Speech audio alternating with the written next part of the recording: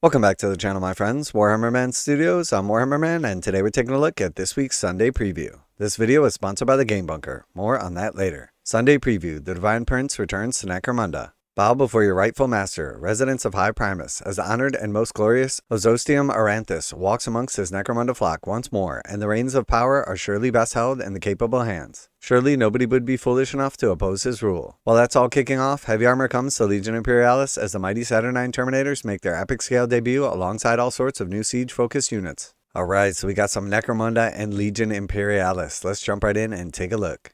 So first for Necromunda, we have Ozostium Aranthus, the Divine Prince. So cool model right here, and then he's got his little cherub as well. Very cool looking style on this model. He is obviously very heavily armored and augmented, and then his cherub also has some different modifications than what you normally see.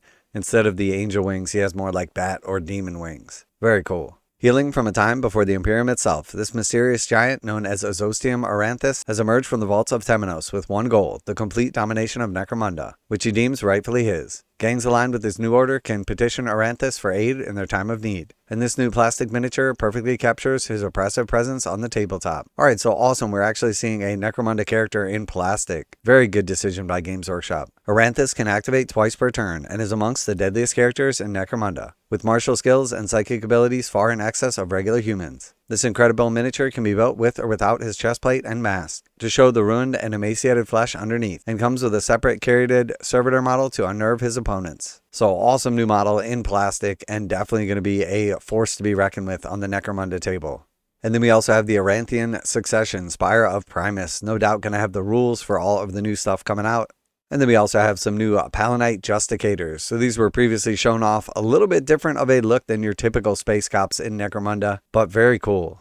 Alright, and then we had the Palanite Enforcer weapons and upgrade set for the second time. So last time this was supposed to come out, there was some kind of unexpected hiccup and it did not release as it was supposed to. But this is going to be very popular, and hopefully this time it actually hits the shelves.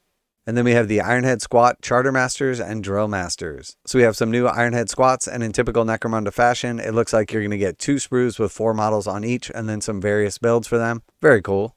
Alright, and then we have some Underhive Hangers On. So definitely some nice looking models right here. They do appear to be in plastic. You're going to get a total of 5 models, and then of course a little servitor skull. Absolutely awesome. Each of these guys super unique. Very cool to see Games Workshop adding a little bit of extra flavor to Necromunda. And then moving over to Legion Imperialis, we have the Warhammer Horus Heresy Legion Imperialis Journal Strategia, The Ruins of the Salamanders. And then we also have the Saturnine Battle Group. So nice little box set right here if you're looking to add some of the Saturnine Terminators or Dreadnoughts into your army. There's also some characters, and then of course we got some heavy support as well. So very nice little box set right here to expand your Legion forces.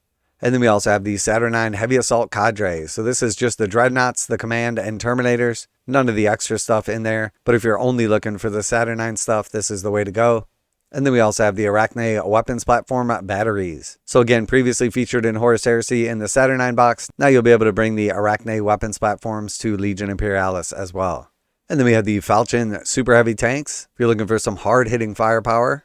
And then we have the Foulblade Super Heavy Tanks, again some hard-hitting firepower. Now a quick word from today's sponsor, Game Bunker. Game Bunker carries a full range of Games Workshop products, including miniatures, terrain, paint tools, and more. Game Bunker offers 15% off MSRP for most Games Workshop products with the discount code WHMS. Receive free shipping in the continental United States on orders over $145. Online orders ship out within 24 hours. Game Bunker is a veteran-owned business. Use affiliate link below, enter discount code WHMS to save 15% on most items at checkout. For fast, friendly service with a discount on your favorite tabletop wargaming purchases, visit GameBunker.net and let them know that Warhammer Man sent you. And then we have the Legion Astartes Combined Arms Battle Group. So we got a bunch of different stuff right here, all Astartes, everything from infantry, dreadnoughts, tanks, and flyers. So again, nice little box set right here. You always get a nice deal on these box sets over picking up the individual kits. So no doubt this will be a value relative to individual MSRP.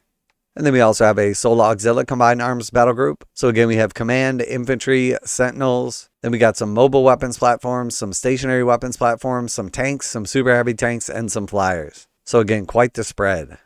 And then we also have Warhammer White Dwarf issue 519, Warhammer Quest Darkwater. So very cool. Obviously the Darkwater release for Warhammer Quest has been well awaited and super pumped. I am definitely excited for this. So I'm curious what is inside. A new installment in the Legendary Warhammer Quest series is on the way, and White Dwarf has dedicated issue 519 to our band of plucky adventurers as they rid the Jade Abbey of Nurgle's foul pestilence. You'll find discussions with the designers, painting guides for our heroes, and a full battle report to gaze over, giving you an unmatched look at the game hitting shelves very soon. That's not all, as there's still loads to see from the 41st millennia as Astra Militarum armies from across the Warhammer studio go on parade. And a handy chart will help you decide which faction is best bet for 2026 New Year New Army Challenge. Okay, so nothing too amazing in here. A playthrough will be cool, but obviously we'll be playing the game ourselves. And then a painting guide is nice, but we've already got our own technique for painting these miniatures. So probably going to be another White Dwarf pass for me, and the boycott continues.